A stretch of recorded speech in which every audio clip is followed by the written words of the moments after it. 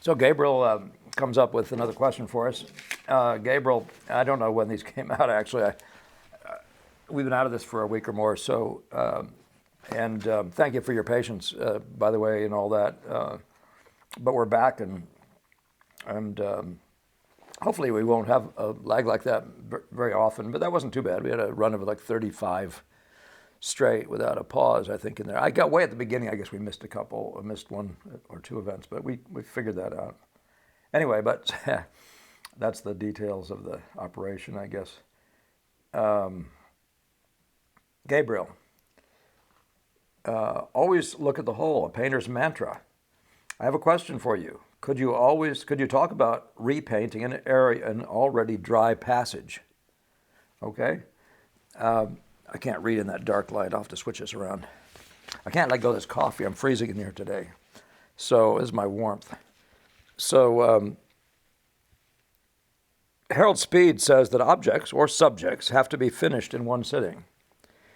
If you can't manage to do that, you should scrape it off and go back at it again. Solomon, on the other hand, and this is Solomon, on the other hand, talks about making it more like with each layer. What's your opinion on that? How do you deal with a passage you have to keep working on, but you run out of time? Actually, that's quite a delight to have. These are very practical questions, and it's the kind of stuff that you're looking for. When you're just trying to be a painter, it's more than the theoretical, what often looks like the theoretical way of using your eyes and that sort of thing. But so you're right down into this, hands into the craft here. So let's talk about this. Let's give it that. Let's give it that sense of by talking about initially about wet into wet, because that's kind of what it is. I mean, there's an old expression: if you're not painting wet into wet, you're not painting. And you can understand that most of the good things that happen in mark making and paint are wet into wet. I mean, it's just, there's so much more you can do, and more options and looks and that sort of thing, in terms of the look of nature. So let me. This is one that's very straightforward. This came up early and often with when I was working with Gamel. But it, oddly enough, I mean, it doesn't come up much. I don't know if it ever came up in conversation when I was working with Brackman, an impressionist with broken color and all that sort of stuff in New York. In fact, there was so little conversation about craft down there, and it was kind of like impressive. And I wouldn't have known how impressive it was except looking back, But the word craft, I mean, everything has become art, today. And so let's just talk, though, about this craft issue. It is a craft issue. Gamel's, one of his first comments in conversing with this in this area was, yes, that's wonderful, and people like Sargent occasionally did that. And by the way, just speaking about Sargent, even in those people who were watching him paint, they said he would do a head in one process, but not necessarily in one day. And that doesn't imply painting it out every time. On the other hand, we have also stories of him painting a head out and recreating it again in one shot. I'm going to suggest to you that there's another way of thinking about this, and what makes it work. But before I say that, let me say there are two. Both apply. I mean, both absolutely apply. You need to know how to paint wet over dry to reopen a passage and do it again without opening up an entire object. But there's the rub, the word object. You see, we don't really paint by objects. We paint by value units. And when you do that, you don't find this such a challenge.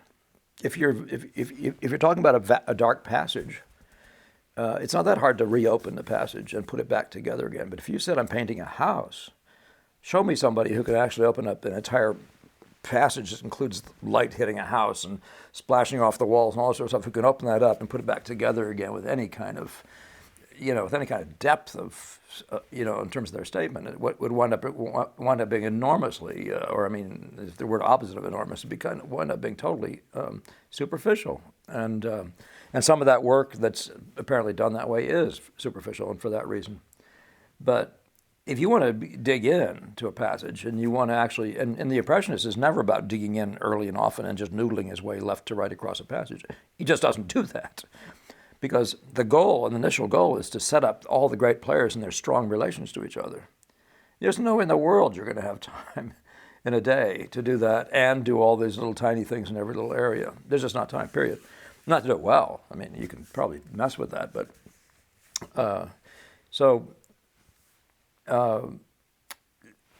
what I want to say though is this: so the simple question is, the answer is both, and it's way easy if you do a dark passage or a light passage or a middle tone passage or a color X passage. If you do it by units that are logical in themselves, that make sense in themselves. I brought this painting over, and let's see if I can actually get you to look at this with me. But if you have a passage, this is just a landscape I did in Colorado once. I think it's a one-shot thing, so it's not going to help you in the way of, I can't show you where I did it twice, but a passage like this area, you could easily see that you might be able to open that up and put it back together again and just manage the joints. And this is a big word, by the way, the joints. Now, we have two kinds of joints in painting, by the way, or most people think of them that way. And one is where this meets that. That's basically this dark red meets that, or this meets that. These are painterly, these are edge joints, right? They're joints between value units. Or some people say the sky and the house, but it's not useful. It's much better to say the blue and the red or the dark and the light. But so that's a joint. But when you're painting and you want to correct, say you have this area, you come in the second day and the first thing you see is that the whole thing should have been higher and the whole house should have been more peaked. Do you have to paint out the entire house to change one little spot? Well, not if you're skillful at matching colors, you don't. But you also have to be skillful at joints. And these are called wet on dry joints. And Gamow is very specific about the idea of making a wet on dry joint, which tells you what kind of education that was. I mean, it was presumed among us that if you weren't painting wet and wet, you weren't painting, but also you could paint areas wet on dry. But what you'll find that people do is they'll just make a mark and make another mark and never do wet into wet again after they maybe lay in a painting. And that sort of scratching and clawing at a picture can have some pretty serious downsides. Every once in a while I see areas in a painting by just every once in a while by a Tarbell or one of the Boston School guys that looks like they fell into that, and I don't consider it. I mean, considering that what we're dealing with is the big impression, that isn't the worst thing in the world. But from a craft point of view, it's not a handsome look. And if you follow Stevin's advice that a painting should look good up close and far away, it's something to think about, something to wonder about, and whether or not the look of your painting is actually beautiful in its crafty mark making, in the paint handling. So no, the answer is that both end. But if you want to paint this whole house and paint it all over again, you're going to lose more than you're going to lose 10. You're going to make 10 things less like for the two things you got that you decided to go into and improve. You probably already experienced that, and it's just simply not worth your time. It doesn't go with the efficiencies. But if you don't know how to paint a wet on dry passage and make a wet on dry joint, so you don't know in the middle of absolutely nowhere, see if you can't match color values dead on. Actually, if you're not good at it, get good at it. But that's the only trick there is to making a joint like that. By the way, all the guys who paint directly, like the ultimate Velasquez, but Sargent or anybody who paints this way, you'll wind up with passages where they, for some reason, maybe the day was a little bit dark and they thought they were matching a color or a value and didn't quite do it. Those are kind of the things you accept, I guess you'd say, with our way of painting. Much like you would accept, like in some paintings where you paint, you move this edge over. You want to move it over this way, so you push this white over into this dark and paint it for all it's worth. In about 5 years, that old, there's going to be an echo of that contrast joint right there. So these kinds of things will come back to bite you, but every single kind of painting has deficiencies like that, has their weak points. And some people resort to using paint remover and And these days maybe we have more of it than other times, but and literally moving that dark out of there so that you won't have that happen into the future.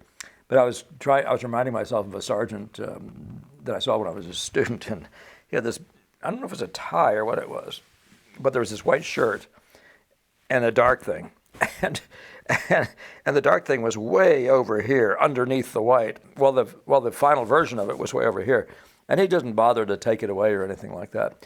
But it is one of those things, you don't consider that a really fine craft. On the other hand, as I say, there are some of those things that are the phenomenon. You have to actually, in all forms of work, you have to understand the deficiencies of those kinds of work and figure out how you can not live in that world, or how you can accept it because there are higher values, more important things that you're after, like the big unity of the Great Impression. And, in all of life, time is of the essence, too. You have to be able to turn out pictures to make a living, and you have to, there's inevitably a certain